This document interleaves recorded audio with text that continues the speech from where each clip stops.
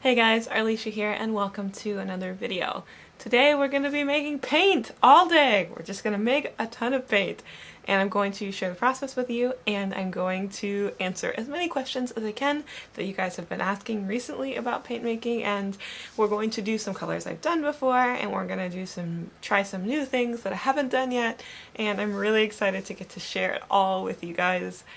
Before we jump in, let's talk a little bit about Skillshare because they are sponsoring this video. So we've established by this point that I love Skillshare. It's a fantastic learning platform full of amazing high-quality classes for learning everything from developing a creative business, learning how to paint, learning how to draw. I have been teaching tons of classes on Skillshare for nearly 2 years, and to be honest, Skillshare is the reason that I'm a full-time artist. I started creating classes for Skillshare before I even started posting art videos on YouTube. And it's been the support of the Skillshare staff via my work as a teacher, but also their support in sponsoring these YouTube videos. That's the reason I'm able to do what I do. Skillshare has been the foundation of my art career, and there are so many amazing classes that I have taken that have helped me to learn what I've needed to make my business here, and also the support that they've given me as a teacher. It's the reason I can do what I do. So while we've talked about Skillshare lots and lots before, I can't recommend them enough. There are thousands and thousands of incredible high-quality classes taught by professionals in their field, and if you guys are interested in checking out Skillshare, I will leave the link down in the description for the first 500 people to sign up and get 2 free months of premium membership. To get started, let's talk about the things I'm going to be doing to keep myself safe. Not just myself, but also my kids and my family, you know, all of the other people involved in this house. So, first of all, when I am in the initial paint making stages, nobody else is allowed to be in this room with me. So when I'm in the dust stage, basically, so when I'm mixing my pigment dust into my binder, when there could potentially be pigment dust in the air that you shouldn't breathe in, whether the pigment's toxic or not, you should be breathing in pigment dust. Nobody's allowed to be in here during that early stage, and no food or drinks in here at that time. Aside from that, there are a few things I'm going to be doing to keep myself safe, which is I'm going to be wearing an apron to try to keep as much paint off of my clothing as possible, which I've kind of given up on and just allowed some of my items just have paint on them now, and they will forever, which makes me happy and I'm fine with that. I'm also going to be wearing gloves. I guess I hate gloves. I hate gloves. I hate them so much. I guess I'll wear them with paints that I'm worried about, to be honest, or ones that tend to get on my hands a lot, or if it's toxic or something, I'll wear gloves. Mostly, I don't like gloves. I don't know. I'll wear gloves if I need to. You should wear gloves if you feel like it's important. I don't like gloves. One thing that is very important though is I'm going to be wearing a respirator. So this fun, weird looking gadget is going to help to keep me from breathing in pigment dust. I'll wear it over my face during the initial pigment stages. I guess you can keep it on the entire time even when you're mulling, like once the pigment's mixed in. I usually take it off because I don't like it so much. And I haven't had any issues. I'm not poisoned yet. If you want to keep it on the whole time to be as safe as possible the entire time you're mulling, you can. I personally don't want to sound like Darth Vader all day long, so I'm probably not going to keep it on all day. And now that I am properly looking like a mad scientist and my lab is all set up, we are ready to make some paint.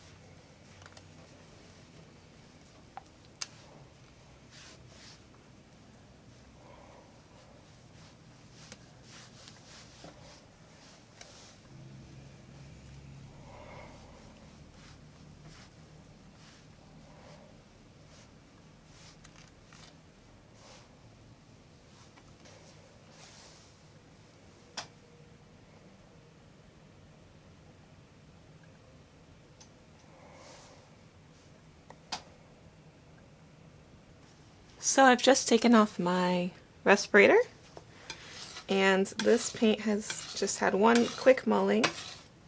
I'm definitely going to be mulling it again. This color is Nickel Titanium Yellow.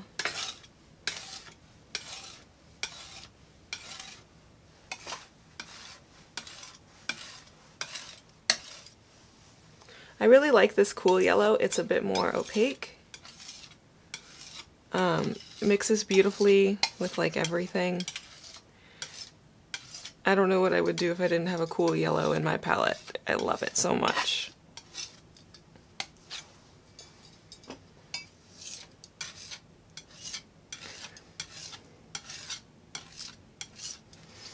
There are other cool yellows like lemon yellow, but I really like this one.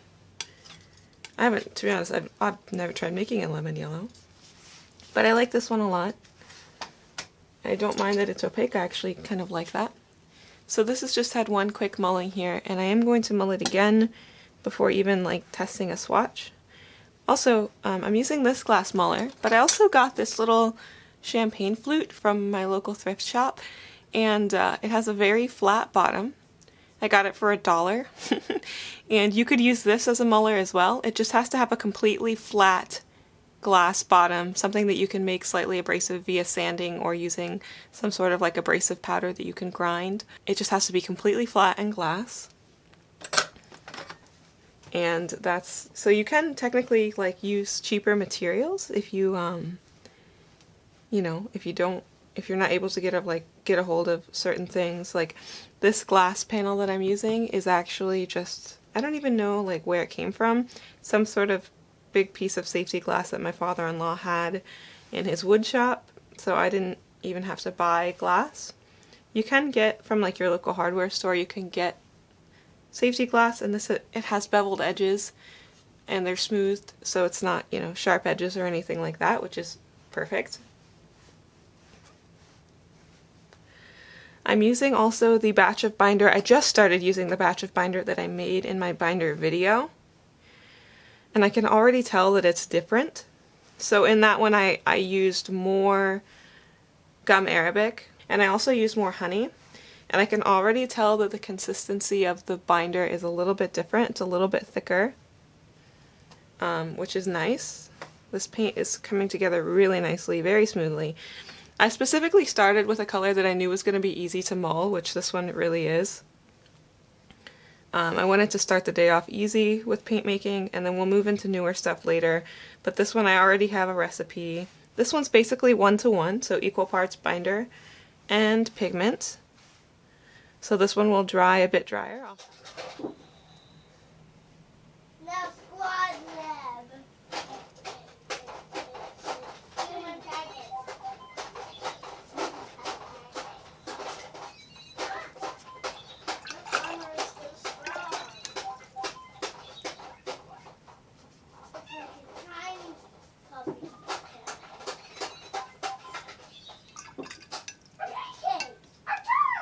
So to test this color and see if it is ready yet, you can see there's this one over here, and this one I molded a little bit longer.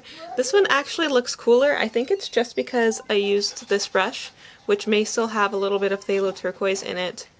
So I think that brush is actually just a little bit dirty. So I'm using a fresh brush to swatch this one, and the color is much warmer. I think the other one just got a little contaminated. So now I'm going to just check and see if the paint is completely bound by rubbing a little bit of paper towel on here. And I see no pigment on there, which means that this paint is completely bound, which means that all of the pigment has been dispersed and there's no, you know, stray pigment floating around in there anymore. So this one's done. So I have the container here that I use to dry my paints in, and like I said before, this has holes around the sides to allow for airflow, and it also has this thing that goes over the top. It slides into these little notches here to keep dust out while the paints are drying. It's open now so that I can fill up these pans. So we've got our paint here ready to go, and I've got my pans. I usually plan to use about half of the paint that I have for my pans, and then I will save the rest in a container to fill the pans. That was totally out of frame. To fill the pans once the initial batch dries, or the initial like layer dries here. So I'm only going to fill these up about that far. Oh boy, I gotta keep this in frame. A lovely subscriber and fellow paint maker mentioned to me recently that they only fill their pans like halfway or so with that initial pouring, which allows it to dry a bit flatter instead of filling it up all the way, so you don't have as many like cracks and holes and things. So I know that's a little bit fuller than half, but we'll do that. My 1-to-1 batches of this size, like when I have 1-to-1 pigment 2 binder, usually get me about 6 half pans at a time. And then sometimes I can fill a few more when if I have more paint left over after they're all full and dry.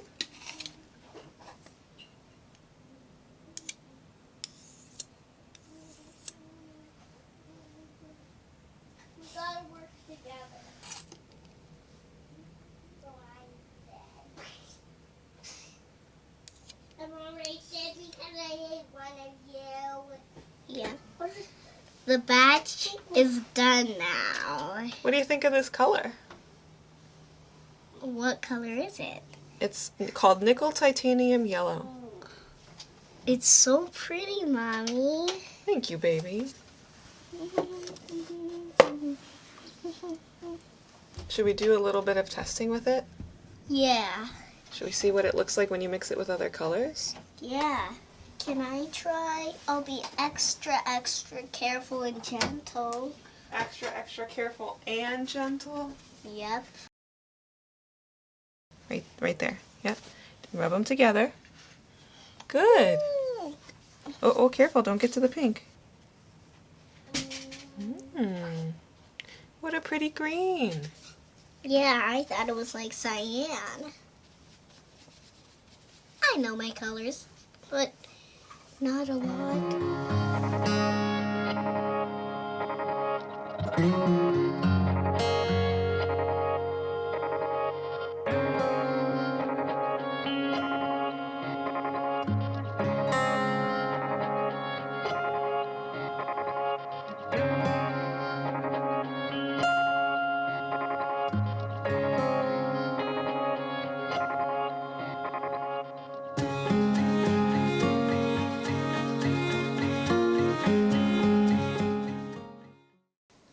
Hello, so I feel the need to summarize what happened on Friday. Today is Monday. I had technically already recorded an ending for this video, but I was so defeated and not feeling great that I ended up looking over that footage this morning and I'm like, oh my gosh, there's no way I can put that in a video. So anyway, the Quinn Gold, it was a headache. It was a headache and I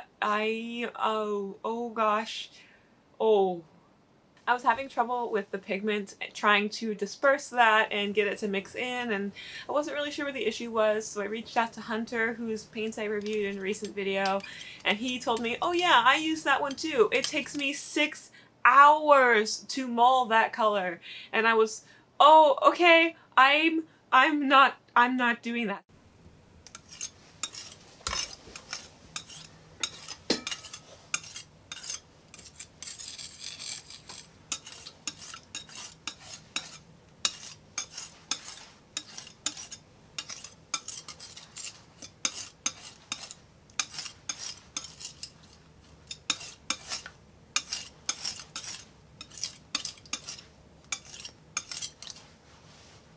So I put half of the batch away, maybe a little bit more, maybe like 3/4 of the batch away to work on it another time in a container, and the rest of it I just threw in like a permanent yellow medium pigment.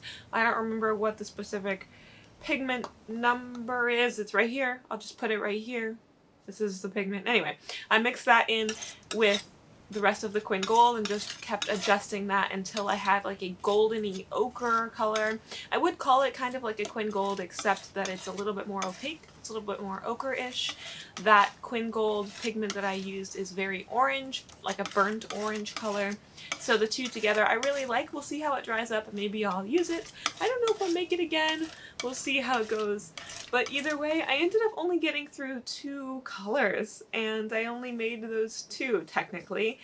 It wasn't exactly how I was anticipating the day going. I had a lot of struggles. It's way better now. I cut my thumb open while I was making paint, and I thought it might need stitches, and I had to stop in the middle of the batch. I broke 2 palette knives. The one that I cut myself with actually didn't break. I just threw it away because it had... Anyway, I threw it away. And then the one that I got out after that to replace it, I was using it and it just snapped in half. So, wasn't exactly how I was hoping the day would go. I was pretty stressed by the end of it and was just ready to be done. But either way, it was a fun experiment. I hope you guys have enjoyed this very long video, and I'm really appreciative that you guys have taken the time to watch it and hang out with me.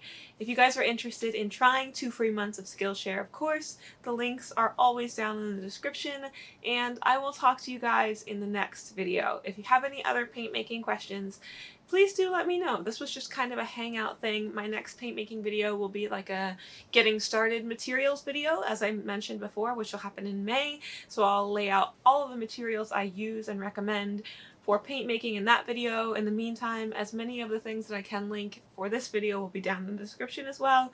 And I will talk to you guys next time. Bye bye.